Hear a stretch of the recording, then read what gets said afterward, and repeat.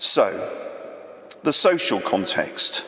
Well, it really is a very charged atmosphere when it comes to issues of same-sex attraction, gay marriage, gender, sexuality.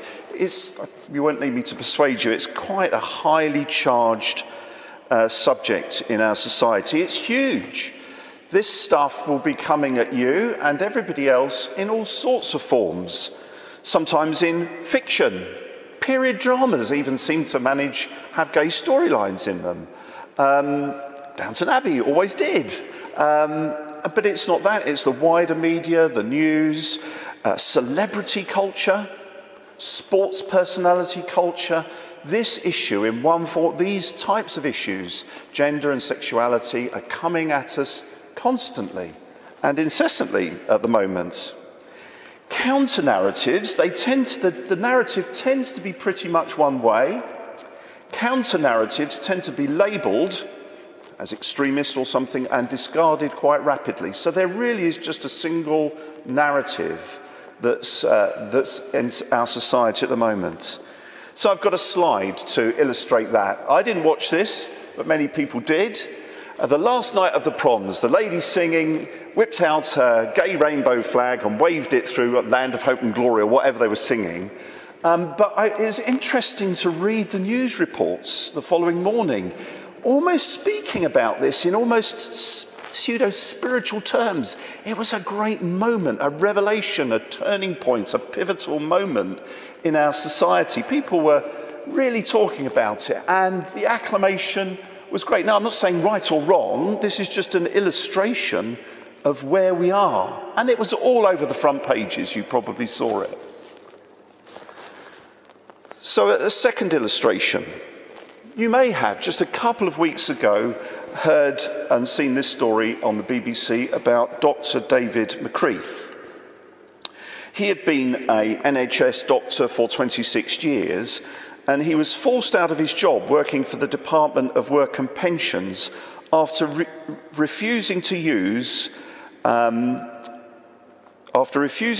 transgender pronouns. So this is about transgender issues, but the same sort of subject area.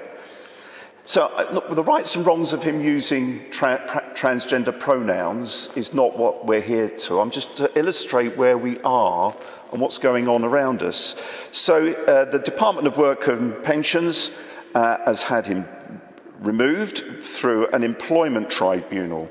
Dr. McCreath has said that he believes that gender is defined by biology and genetics. That was part of his case. But he also said, as a Christian, the Bible teaches that God made humans male or female. The Department of Work and Pensions case against Dr. McCreath claimed his beliefs in Genesis chapter 1 weren't protected by the Equality Act of 2010, and they were merely his opinions. And then, quite extraordinarily, in their ruling against him, the tribunal in favour of the Department of Work and Pensions said, and this is a phrase that's used in a number of contexts in rulings apparently, that his beliefs, I quote, are not worthy of respect in a democratic society. Now that phrase, I'm informed, is only used in these types of rulings of things like jihadism and fascism. So it was quite a shock that Dr. McCreath should have his beliefs ruled as being not worthy of respect in a democratic society. So I'm not trying to stoke anybody up. I don't think it's appropriate for us to get angry. It is appropriate for us to just look, take stock and think this is the environment around us. Now, that might be the cutting edge of it, but it's not an isolated case. Many of you will probably be aware. So this is the social context in which Christians and others try to discuss the issues around, in our case, same-sex marriage in church.